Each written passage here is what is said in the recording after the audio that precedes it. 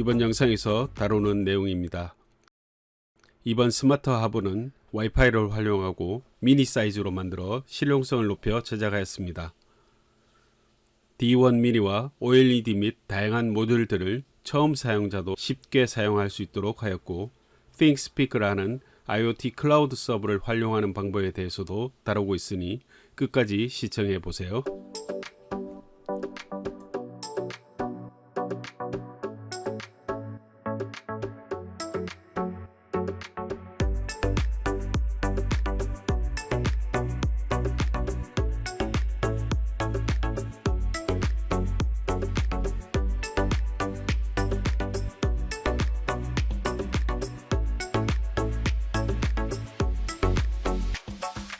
D1 미니의 가장 큰 장점은 크기가 작고 와이파이 기능을 사용하면서도 ESP01 모듈보다 여유 있는 입출력 포트와 함께 강력한 성능을 발휘한다는 점입니다.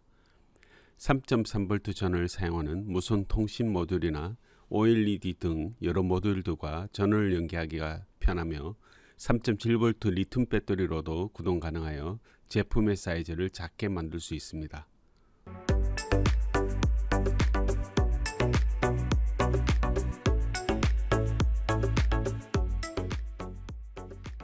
토양수분 센서는 측정 단자로 전류를 흘려서 되돌아오는 전류량으로 저항값을 알아내고, 모듈의 A0 단자를 통해 저항값에 대응하는 0에서 4.2V 사이에 전압을 출력해주는 모듈입니다. 이 전압값을 우노 보드의 경우 10비트의 분해능을 가진 아날로그 A0 포트로 입력받으면 10비트, 즉 0에서 1024의 데이터로 처리할 수 있게 됩니다. 그럼 코드에서는 if와 같은 비교문으로 입력값에 따라 모터를 돌리거나 멈추게 하면 됩니다.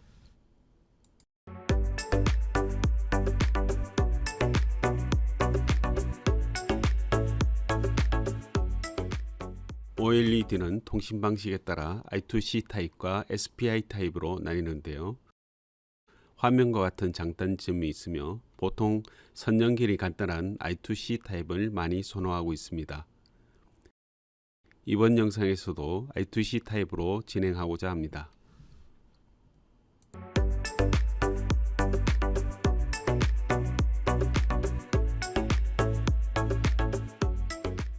먼저 레귤레이터란 입력 전압에 상관없이 출력 전압을 일정하게 고정시켜 주는 것을 말하는데요. AMS11117을 거치게 되면 출력되는 전압은 3.3V로 일정하게 유지됩니다. 따라서 3.3V 전용 전압을 사용해야 하는 주요 모듈에는 이러한 정전압 컨버터를 사용하게 됩니다. 다만 입력 전압은 최소 4.3V 이상 되어야 하는데요. 회로를 거치며 1V가량이 다운되기 때문입니다. 아두이노 포트의 출력은 최대 40mA로 그리 크지 않은데요. LED를 작동시킨 데는 문제없지만 모터, 특히 기어가 달린 모터를 사용하거나 용량이 큰 모터 혹은 부하가 걸린 상태에서는 모터를 제대로 작동시킬 수 없습니다. 이럴 때 전원을 분리 공급해 줄 수 있는 릴레이 모듈을 사용하거나 화면처럼 출력을 증폭시켜 줄 모터 드라이버 모듈을 사용하게 됩니다.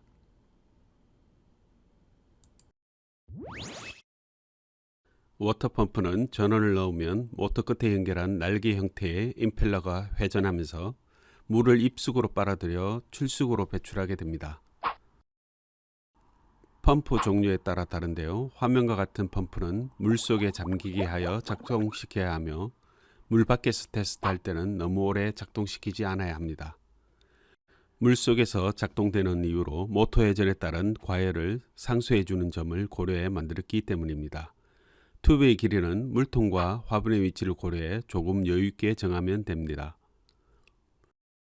튜브의 내경은 펌프 출수구의 외경보다 조금 작은 것을 선택해야 물의 수압으로 인해 쉽게 빠지지 않게 됩니다.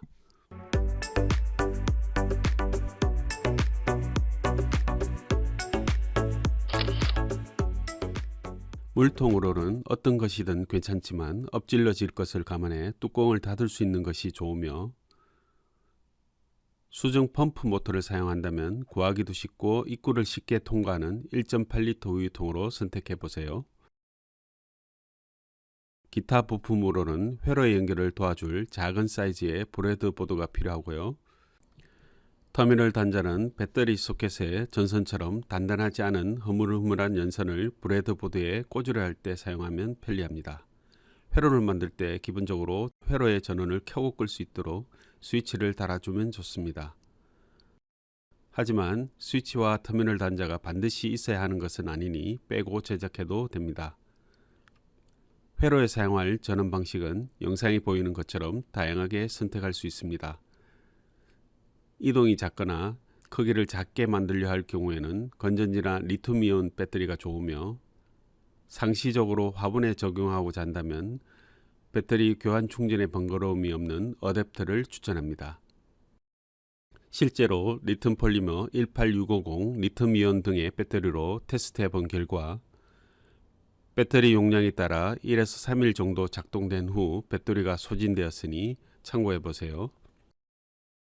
단선은 내부의 선이 하나의 굵고 단단한 선으로 되어 있어 브레드보드에 직접 꽂기가 편하지만 연선은 여러 가닥의 얇은 선으로 되어 있어 잘 휘어지기 때문에 영상과 같은 터미널 단자를 이용하면 쉽게 브레드보드에 연결할 수 있습니다.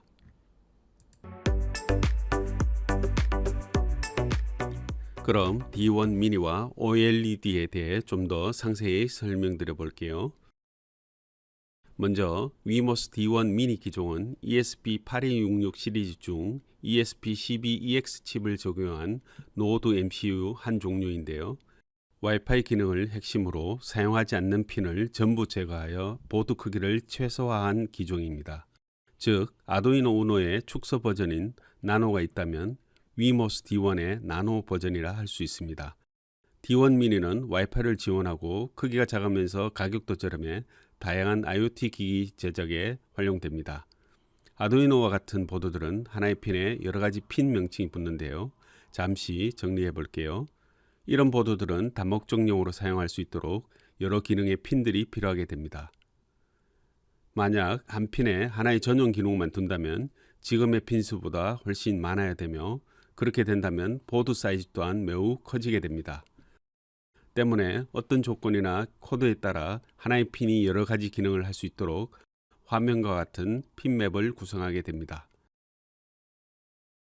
우선 보드에 인쇄되어 있는 핀은 하드웨어적으로 부른 핀 명칭이며 ESP 핀은 ESP 칩셋을 개발한 회사에서 붙여놓은 핀 번호이고요. 아두이노 보드 종류에 상관없이 일반적으로 명명되는 GPIO라는 핀 명칭이 있습니다. 그 밖에 전원 핀과 아날로그 입력, SPI, I2C, UART 통신을 위한 핀이 표시되어 있습니다. GPIO란 General Purpose Input Output의 줄임말로 핀을 입력 또는 출력 용도로 사용할 수 있게 하는 핀을 말합니다. 아두이노뿐 아니라 라즈베리 파이 등 다른 보드에서도 일반적으로 많이 사용하는 명칭입니다. 그런데 아두이노 코딩에서는 이런 GPIO 핀과 보드 핀 번호를 구분해야 동작이 됩니다. 숫자만 적으면 GPIO 핀 번호로 인식되고 숫자 앞에 D를 붙이면 보드의 핀 번호로 인식되어 처리됩니다.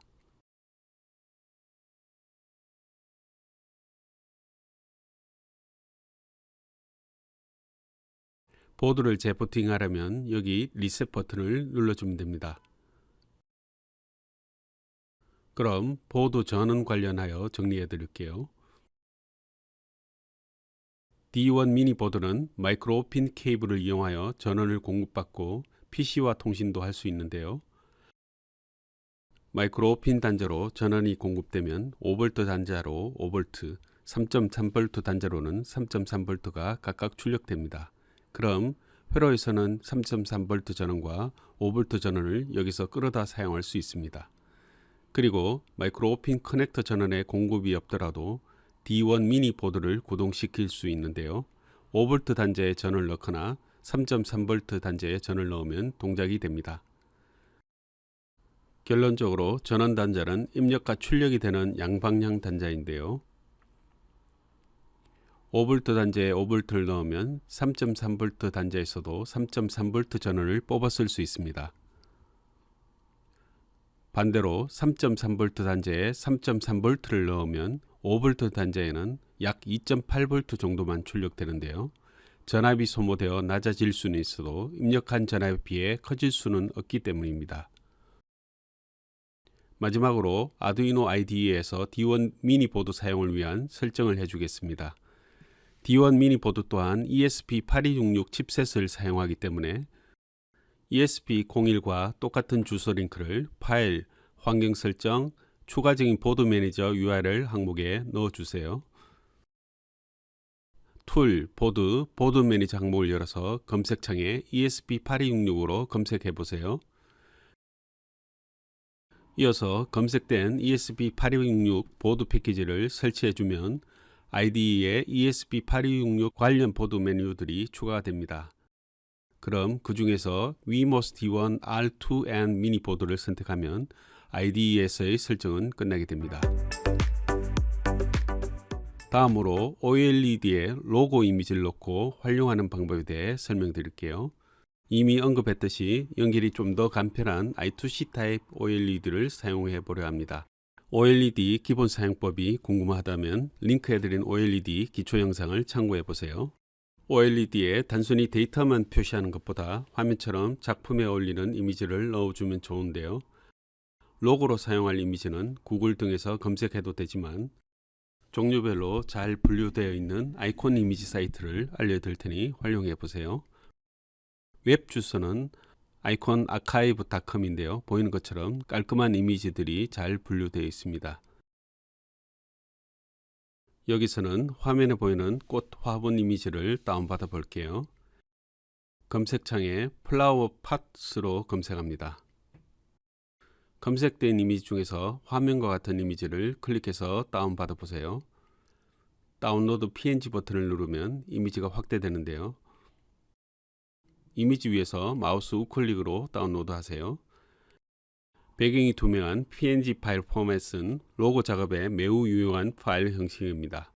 물론 그림 형태의 이미지도 사용할 수 있지만 검정과 흰색의 단색만 표현되는 OLED에서는 이미지가 깔끔하게 표시되지 않기 때문에 이런 심플한 이미지를 권해드립니다. 이제 그림판을 실행시켜 다운받은 이미지를 불러오세요. 이미지 크기를 OLED에 표시될 사이즈로 맞추고 단색 비트맵 형식으로 바꾸어줘야 하는데요.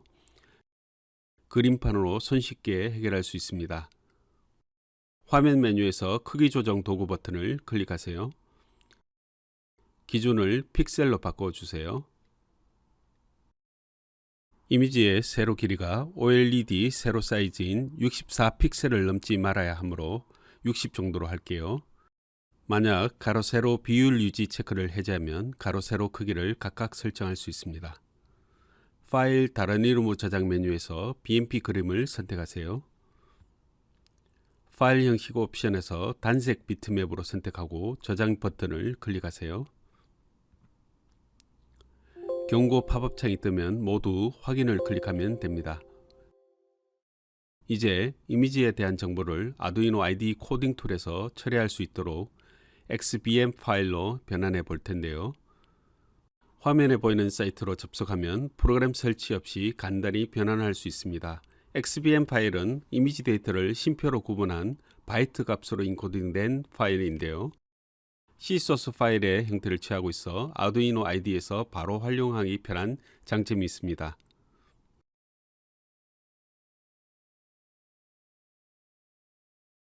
화면을 띄우고서 Convert Image to XBM 화면에 있는 파일 선택을 클릭하세요.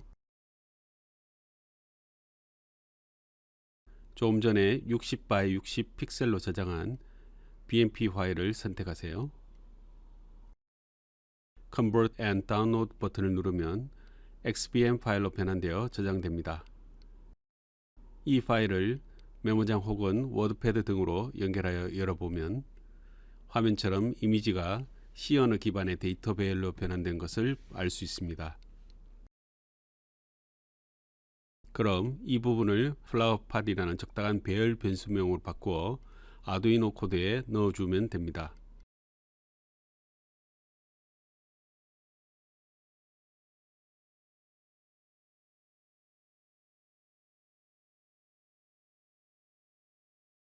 여기처럼 별도로 이미지.h 형태의 텍스트 파일을 만들어 추가해 주거나 직접 코드에 넣어 주면 됩니다.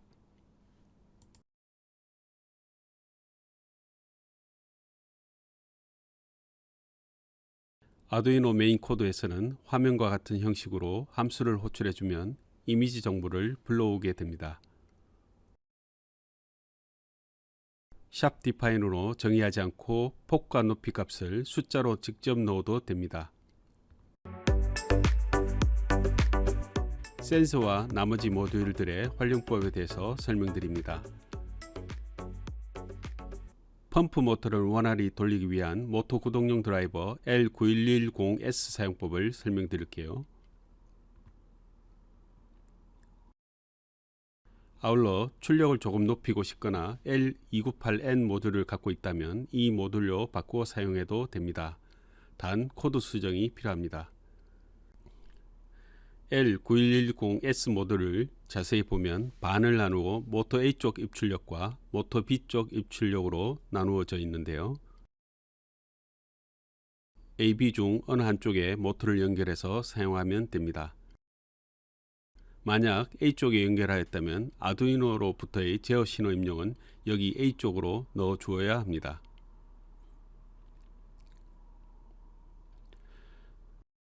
그리고 여기에 전원을 넣어주면 모터 모드를 통해 모터가 동작하게 되죠.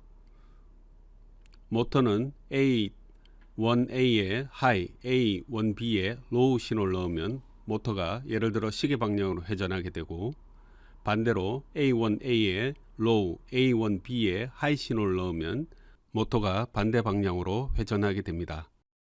화면과 같은 펌프는 대부분 회전 방향에 상관없이 출수구로 물이 나오니 방향은 신경 쓰지 않아도 됩니다.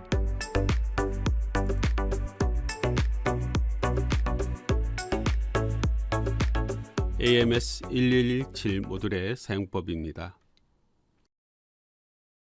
아두이노에 사용되는 모듈은 3.3V 혹은 5V에 일정하게 유지되는 전압을 입력받아야 정상 작동됩니다.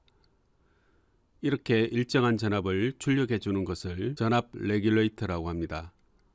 3.3V 칩을 사용한 3.3V 레귤레이터가 있으며 5V 칩을 사용한 5V 레귤레이터가 있습니다.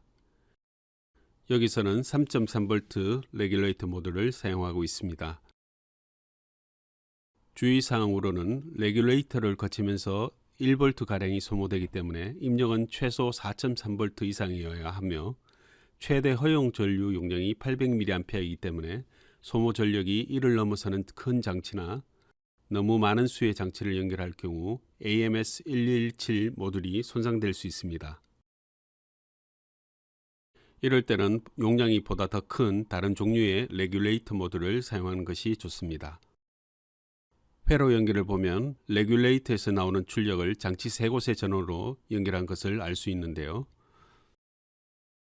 출력의 플러스는 각 모듈의 플러스 전원 단자에 연결하고, 출력의 마이너스도 각각의 GND 단자에 연결해 주면 각각의 기기에 3.3V의 전원이 공급됩니다. 토양 센서의 활용법입니다. 화면에 보이는 센서는 일반적으로 많이 활용되는 센서인데요. 토양 센서는 탐침 사이로 수분이 있으면 전류가 잘 흐르는 원리를 이용합니다. 그 변화되는 값을 아날로그 A0 단자로는 0에서 4.2V 사이의 전압값으로 출력시키며, 디지털 D0 단자로는 특정 경계값 아래로는 0V, 위로는 5V를 출력시키게 됩니다. 하지만 이 센서의 단점이 있는데요.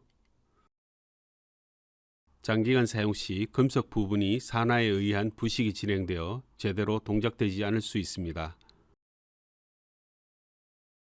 따라서 이를 해결하고자 부식에 강한 얇은 금도금을 입힌 제품이 있으며, 아예 금속 자체를 사용하지 않는 정정 방식의 센서가 있습니다. 둘 다 앞의 센서보다 가격이 조금 비싼데요. 활용 목적에 맞게 선택해 보세요. 정전식 센서의 사용법도 D0 단자가 없는 것을 제외하고는 같습니다. 알려드리는 아두이노 코딩도 변경 없이 사용할 수 있습니다. 회로 연결 또한 그림처럼 간단하게 연결됩니다. 녹색 영역이 흙에 삽입되는 권장 구간이며 화분의 특성상 물과의 접촉이 예상되는 붉은 원 영역을 보호하면 좋은데요. 방수를 위해 저런 테이프를 감거나 본 영상에서처럼 글루건을 이용해 글루액으로 코팅하면 좋습니다. 스위치의 원리와 활용법입니다. 스위치는 토글, 푸시 버튼, 로커, 리미트 스위치 등 많은 종류가 존재하지만 기본 기능은 두 선을 연결하거나 끊어주는 역할입니다. 여기서는 슬라이드 타입의 스위치를 사용하는데요. 브레드보드에 꽂기 편한 타입이며 전원을 연결하거나 차단하는 용도로 사용합니다. 스위치의 작동 구조를 눈여겨보세요. 슬라이드 스위치에서는 가운데 핀이 제일 중요한데요. 가운데 핀을 어느 한쪽에 반드시 연결하여 사용하여야 온오프 기능을 사용할 수 있습니다.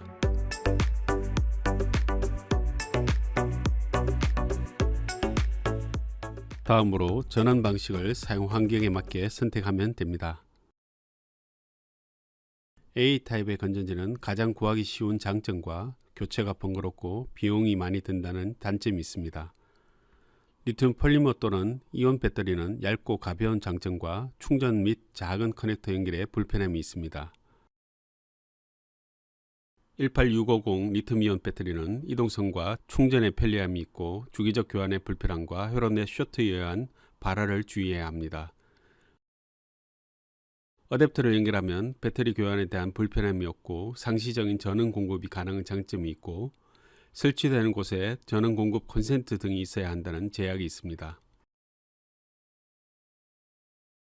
본 실습에서는 배터리 연결도 해보았고 어댑터 또는 마이크로핀 USB 전원 케이블도 연결해 보았는데요. 분리형 어댑터나 USB 멀티탭을 이용하면 마이크로핀 케이블만 간단히 연결할 수 있어 매우 편리합니다.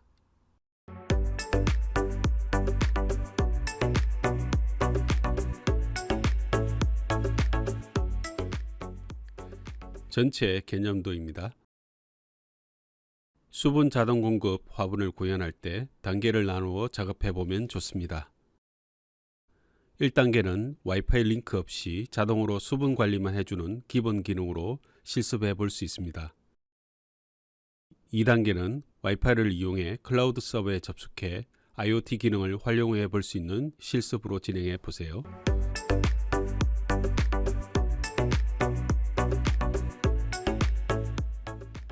실제 회로 동작을 위한 연결 도면입니다. 전원은 앞서 설명드린 것처럼 배터리 혹은 어댑터 중 선택하면 됩니다. 펌프 모터는 물에 잠기는 것과 물 밖에서 호스만 넣어 동작되는 것을 선택할 수 있습니다. 이번 프로젝트에 사용한 펌프는 3에서 6V로 동작하는 소형 펌프이기 때문에 문제가 없지만 만약 용량이 좀 더 큰 펌프로 교체할 경우 전력 부족으로 제대로 동작하지 않을 수 있습니다. 필요하다면 용량에 맞춰 릴레이 모듈을 추가하거나 전원 공급부를 보강하여야 합니다.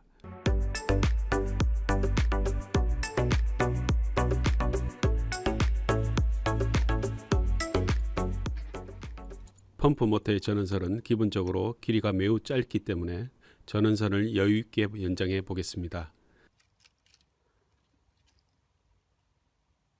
전기적 연결이 안정적이려면 연결 부위에 인두기로 납땜을 해주면 제일 좋지만 만약 인두기가 없더라도 전선 외피를 충분히 탈피하여 접촉면이 커지도록 손으로 잘 꼬아주면 좋습니다. 그리고 물에 접촉될 확률이 높은 만큼 연결 부위를 전기 테이프 혹은 열 수축 튜브 등으로 감싸주면 좋습니다. 수축 튜브는 사이즈별로 있으며 라이터 혹은 헤어드라이기 등으로 수축시킬 수 있습니다. 각각의 선을 수축 튜브로 감싸준 다음 좀 더 굵고 긴 튜브로 전체를 다시 한번 감싸주면 깔끔하게 마감을 할 수 있습니다.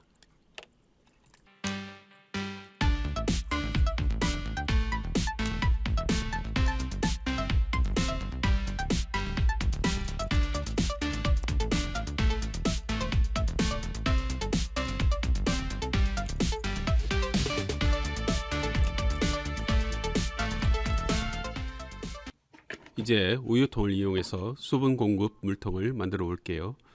물통은 생수통도 있고 여러 가지를 생각해 볼 수 있지만 물이 오염되거나 쏟아지지 않도록 뚜껑을 닫을 수 있는 것이 좋으며 수중 모터가 통과할 수 있는 입구 크기를 지니는 물통을 찾다 보니 구하기도 쉬운 1.8리터 우유통을 사용하게 되었습니다.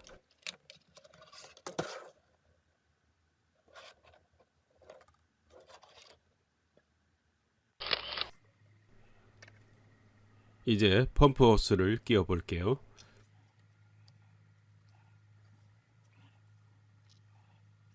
만약 펌프 호스를 끼울 때 너무 쉽게 들어간다면 좀 더 작은 내경의 호스를 사용해 보세요. 펌프가 가동될 때 물의 압력으로 호스가 쉽게 빠져버릴 수 있기 때문입니다.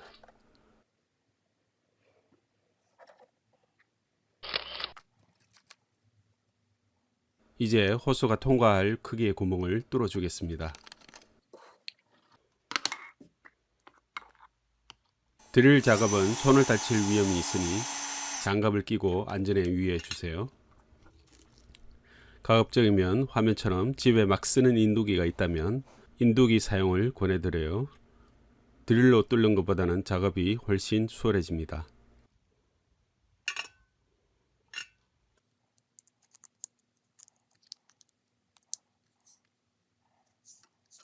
그럼 이제 호스와 전원 케이블을 함께 넣어 보겠습니다. 호스와 전원 케이블이 따로 놀지 않도록 머리를 따뜻이 감아주면 좋습니다.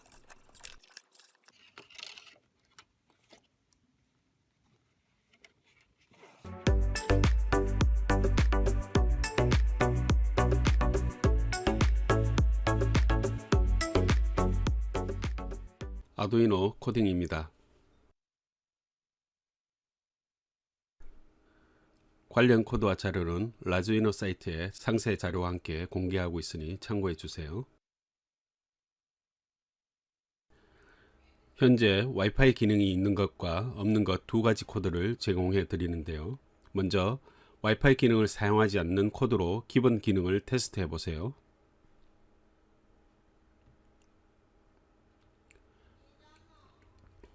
사용하고자 하는 OLED가 따로 있다면 해당 부분의 코드를 수정하세요. 펌프를 작동시킬 센서의 값은 화분의 종류와 상태에 따라 테스트해 보며 수정하면 됩니다. 코드 컴파일 시 발생하는 에러의 대부분은 라이브러리 문제입니다. 라이브러리가 없거나 같은 이름이라도 버전이 다르거나 제공자가 다르면 에러가 발생하게 됩니다. 우선 컴파일 해 볼게요.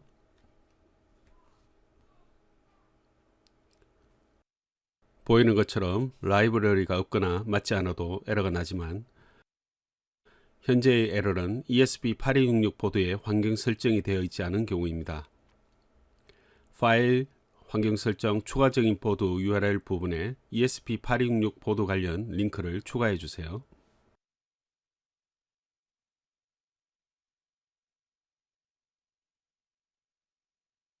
그리고 툴, 보드 메뉴로 다시 들어가 보면 ESP8266 관련 보드들이 추가된 것을 볼 수 있습니다. 그럼 목록 중에서 wemos D1 R2N mini를 선택하세요. 최종적으로 자신의 보드가 연결된 포트 선택도 해주어야 합니다. 보드 선택이 제대로 되었다면 에러 확인을 위해 우선 컴파일 해 볼게요.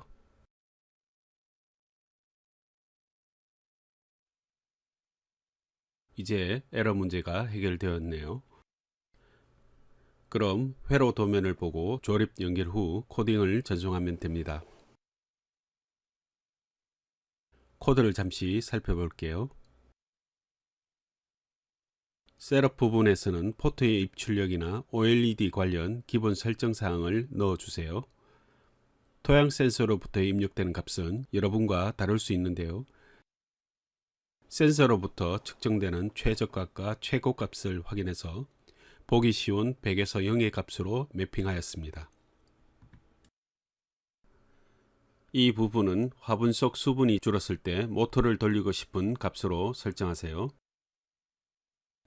이 부분은 모터를 돌리면서 모터가 돌아간다는 상태를 OLED에 표시해 주는 부분입니다. 만약 수분이 충분하다면 모터를 멈추고 현재의 상태를 OLED에 표시하도록 해주는 부분입니다. 그런 다음 회로를 연결하고 코드를 업로드하여 테스트해 보세요. 그럼 이제 와이파이 접속 기능을 넣은 코드를 살펴볼게요. 기본 동작은 앞의 코드와 같으며 와이파이 접속을 통해서 수분 데이터를 웹과 스마트폰에서 볼 수 있는 기능입니다. 이 기능을 활용하려면 클라우드 서버가 필요한데요. 몇 가지 플랫폼 중에서 thingspeak.com을 이용해 보겠습니다. 물론 무료로 이용 가능합니다. 보드 환경 설정과 보드 추가는 앞의 코드와 똑같이 해주세요. Wemos D1 R2 and Mini를 선택하세요. 그럼 우선 컴파일 해볼게요. mySSID.h 라이브러리가 없다는 에러를 보여주는데요. 사용자 정의로 라이브러리를 사용하겠다고 선언만 했기 때문인데요. 직접 파일을 만들어 추가해 보겠습니다. 사실 따로 파일을 만들어 사용 정의 라이브러리로 추가하지 않고 여기에 직접 와이파이 아이디와 비번을 입력하면 됩니다. images.h 파일도 선언하지 않고 직접 메인 코드에 넣어도 됩니다. 하지만 이렇게 하는 이유는 코드를 깔끔하게 정리할 수 있고 코드 수정을 용이하게 해줍니다. 예를 들어 SSID 1번에는 우리 집 와이파이 아이디를 넣고 SSID 2번에는 회사 와이파이를 넣고 SSID 3번에는 핸드폰 테더링 아이디를 넣으면 상황에 따라 와이파이 변경 시 편하게 바꿀 수 있게 됩니다. 여기에는 thingspeak 이용을 위한 내용을 화면처럼 넣어줘야 합니다. API 키 항목에는 여러분이 thingspeak 사이트에 회원 가입 후 부여받은 write API 키를 입력해야 해요. 나머지 부분은 앞의 기본 코드와 동일하며 표시하고 싶은 내용이나 로고를 추가해 넣으면 됩니다. I2C OLED용 라이브러리는 몇 가지 종류가 있습니다. 그 중에서 본 영상에서 사용한 SSD 1306 wire.h 라이브러리를 사용할 때 중요한 점이 있는데요. 출력하고자 하는 내용 뒤에는 OLED에 뿌려주는 명령어인 display.display 함수를 꼭 넣어줘야 제대로 표시가 됩니다. OLED 관련 기본 코드 구조는 화면과 같으니 참고하세요. 로고 A 표시를 위해 display.display 함수를 사용하고서 표시할 시간 딜레이를 적당히 주어야 합니다. 그리고 로고 B를 나타내기 전에 이전 로고의 잔상을 display.clear 함수로 지워줘야 합니다. 화면처럼 코드를 작성할 때 별도의 파일을 추가하여 작성하면 코드 활용이 편해집니다. 사용 환경이 바뀌어 아이디와 비번을 바꾸려 할 때 일일이 아이디와 비번을 확인하지 않고 화면처럼 mySSID1, mySSID2 형태로 쉽게 바꿀 수 있어 편해집니다. 그리고 저처럼 코드를 다른 사람에게 설명해 줄 때 비번의 직접 노출을 방지할 수 있습니다. 또한 기타 thingspeak의 API 키 같은 것도 디파인해서 사용하면 됩니다. 그럼 화면과 같은 내용을 윈도우 메모장에 작성하고 mySSID.h와 같은 적당한 이름으로 저장하세요. 그런 다음 스케치 파일 추가 메뉴를 클릭해서 mySSID.h 파일을 선택해 추가해 주면 됩니다. 그럼 화면처럼 아두이노 코드 탭 옆에 mySSID.h 파일이 추가된 것을 볼 수 있습니다. 아두이노 코드가 저장된 폴더를 열어보면 mySSID.h 파일이 복사되어 있는 것을 알 수 있습니다. 그럼 코드에서는 해당 파일을 인클루드 시켜 넣어주면 사용 가능해집니다. 그런데 이 작업을 메뉴에서 파일 추가하지 않고 아두이노 코드가 있는 폴더에 mySSID.h 파일을 직접 복사해 넣어도 똑같이 에러 없이 작동됩니다. 그럼 image.h 파일도 같은 방법으로 만들어 추가해 주세요. 이렇게 하면 메인 코드가 간결해져 코드 구조를 파악하기가 쉬워집니다.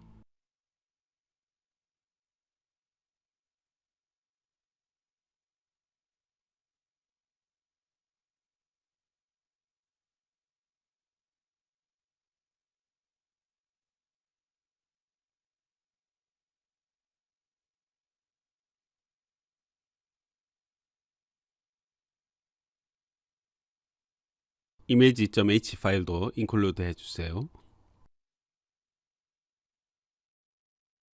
나머지 코드 부분은 앞선 코드와 같습니다.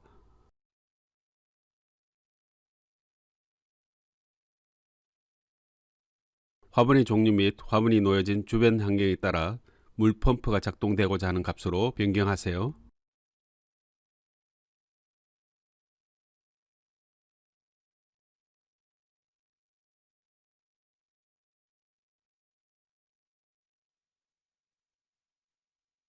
이 부분이 ThingSpeak 클라우드 서버로 접속해서 정보를 전달해 주는 부분입니다.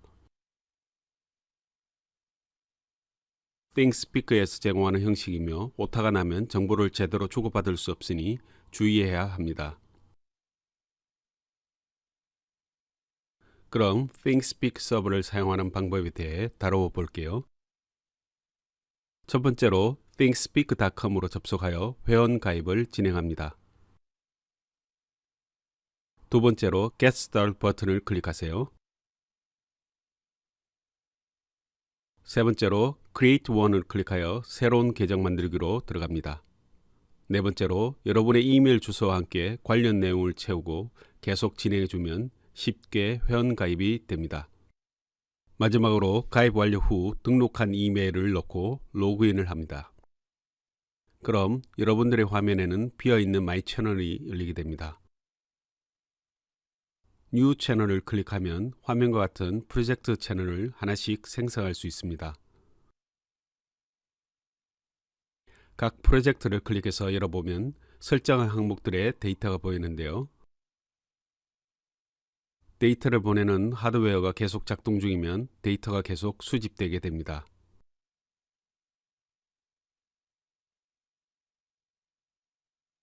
프리베이트 채널은 본인만 확인할 수 있는 채널이며 퍼블릭 채널은 특정 데이터를 외부에 공개할 수 있는 채널입니다. 채널 세팅에서는 채널에서 측정하고자 하는 항목의 이름과 표시 방법을 정할 수 있습니다. 쉐어링을 통해 데이터를 이메일로 보낼 수 있고요. 각자 고유한 API 키를 부여받게 되는데요. 아두이노 코드에 사용될 중요한 키입니다. 화이트 API 키는 ThingSpeak 서버로 데이터를 보내기 위해 사용되는 인증키입니다. 리드 API 키는 ThingSpeak 서버에 기록된 데이터를 읽어올 때 필요한 인증키입니다. 각 API 키들은 필요하다면 삭제 후 다시 부여받을 수 있습니다. 아두이노 코드로 돌아가 보면 이 부분에 자신의 API 키를 적어 넣으면 되는데요. 화분의 습도 데이터를 서버에 기록하는 상황이므로 write API 키를 적어야 합니다. 키를 직접 적어 넣어도 되며 영상처럼 define으로 정의하여 추가 파일로 연결시켜도 됩니다. 새 채널을 만들 때 복잡해 보여도 실제로 중요한 항목은 몇 가지 되지 않으니 염려 마세요. 반드시 필요한 항목은 새 채널의 이름 항목과 데이터를 표시할 항목만 입력하면 됩니다. 나머지는 설명을 달거나 필요할 경우의 옵션입니다. 테스트를 해보니 필드의 제목을 한글로 적으면 처음엔 문제없지만 재접속할 때 한글 제목이 깨지는 것 외에는 모두 잘 작동되었습니다. 마지막으로 세이브 채널을 클릭하면 채널 생성이 완료됩니다. 필드가 2개 이상이라면 Add Visualization으로 추가하여 옵션을 조정할 수 있습니다. Add Widget으로 데이터를 표시하고 싶은 형태를 선택하여 추가할 수 있습니다. 위젯의 종류에 따라 필요한 범위나 표시할 색을 지정해 보세요.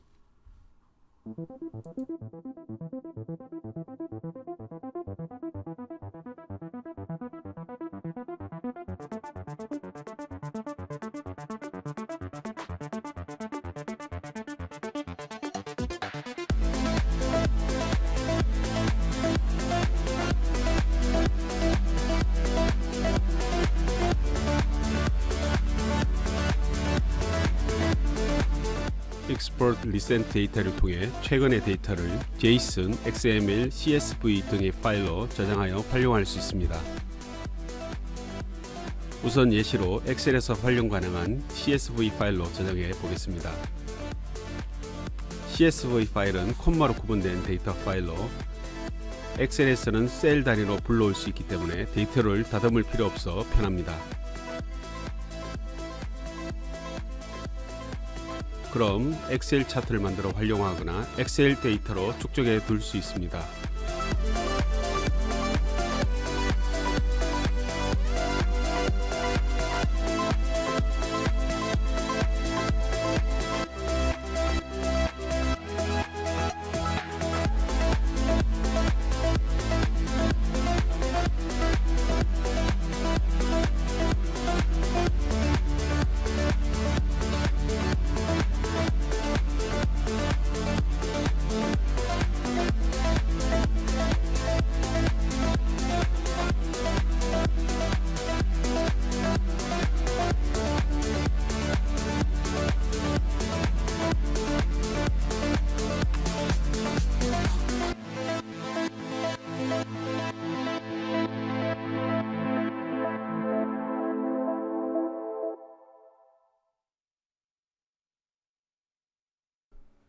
자, 이제 IoT 서버도 준비되었으면 코드를 컴파일 시켜 아두이노로 업로드 하세요. 추가적으로 영상에서 보았던 스마트폰용 앱을 설치해서 데이터를 확인해 볼 수 있습니다. 구글 플레이 스토어에서 ThinkSpeak를 검색해서 앱을 다운받아 설치하세요. ThinkSpeak를 이용한 앱은 몇 가지 있으니 사용해보고 더 편한 것으로 하면 됩니다.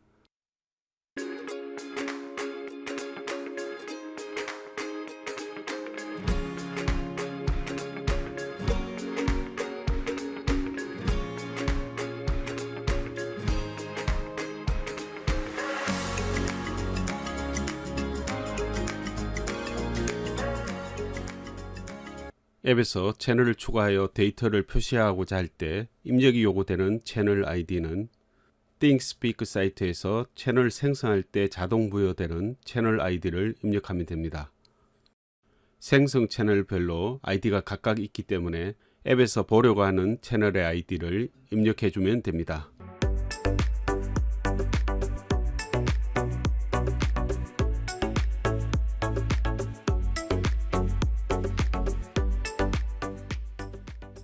드디어 회로 조립입니다. 아두이노 코드가 업로드된 D1 미니를 준비하고 회로도에 따라 부품들을 연결해 주세요.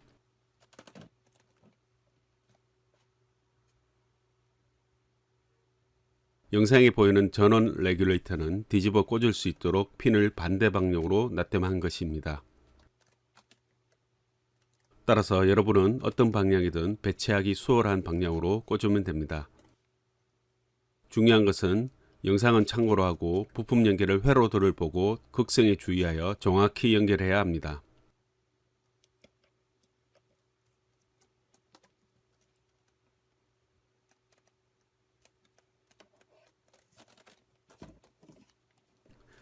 영상에 보이는 녹색 철심은 말랑한 튜브를 흙 속 깊이 잘 들어가도록 하고 고정하기 위한 용도인데요.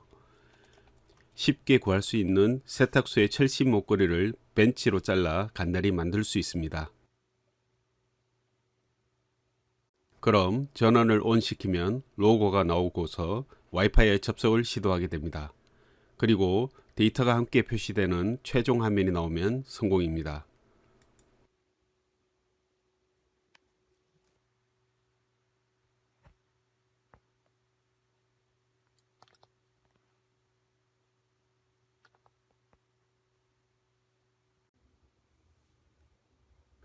그럼 동작이 잘 되는지 확인해 볼게요.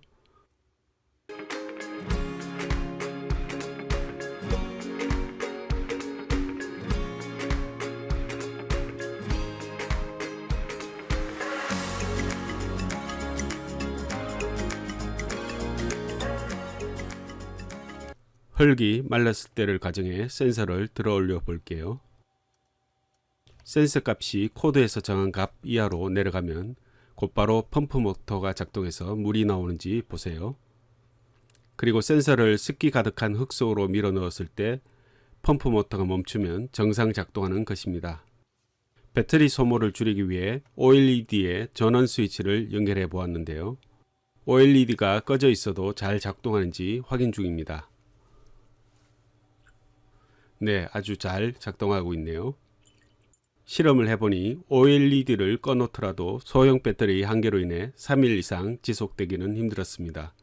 만약 배터리 교환이 불편하다면 어댑터로 상시 전원을 사용하는 것이 가장 좋습니다. 하지만 리튬 폴리머 배터리를 사용하면 제품의 크기를 가장 작게 만들 수 있는 장점이 있습니다.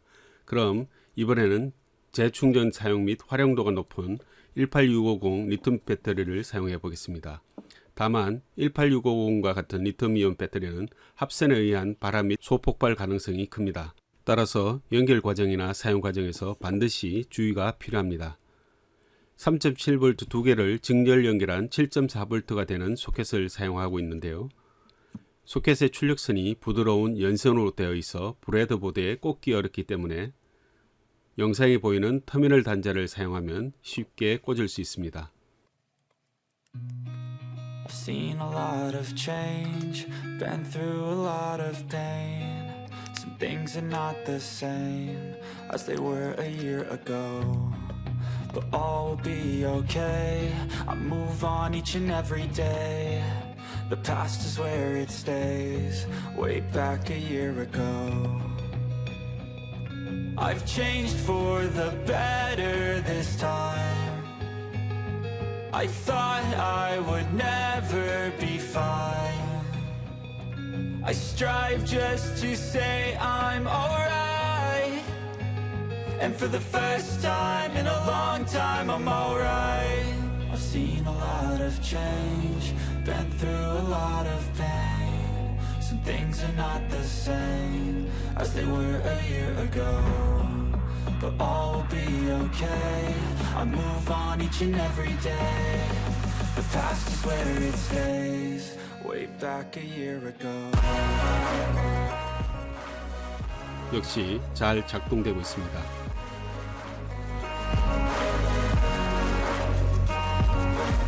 아울러 영상처럼 ThinkSpeak 앱을 연결하여 활용성을 높일 수 있습니다.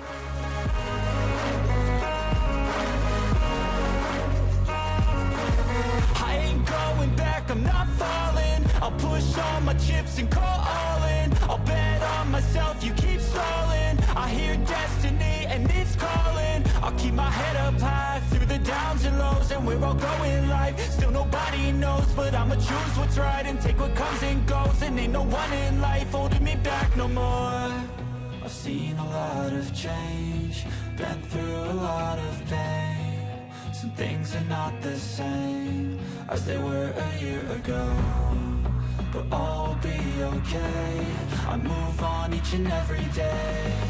The past is where it stays, way back a year ago.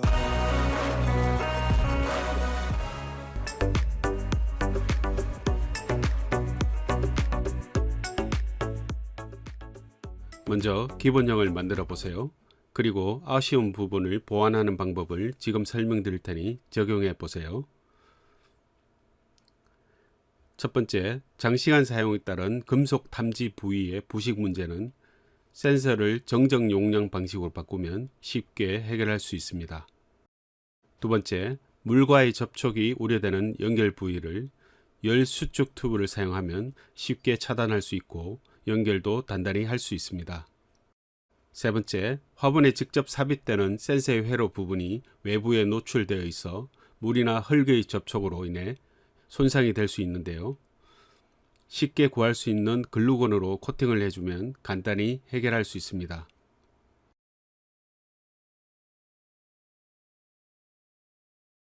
배터리 장착 테스트를 통해 확인한 결과 대용량 배터리가 아니라면 2-3일마다 배터리를 교체하거나 충전해 줘야 하는 불편함이 있는데요.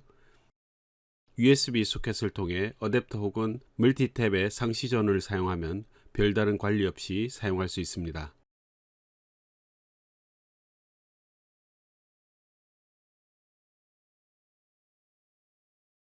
마지막으로 물과의 접촉 가능성이 큰 회로 본체를 보호하는 것이 필요합니다. 케이스를 씌워주면 좋은데요. 투명 아크릴 케이스가 있다면 정말 보기에도 좋을 것 같네요.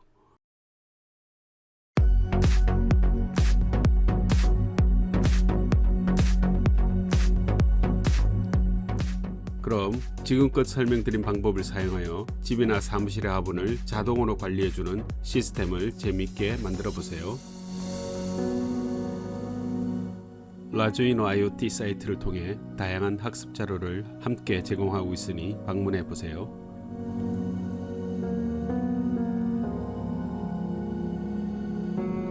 끝까지 시청해 주셔서 감사합니다.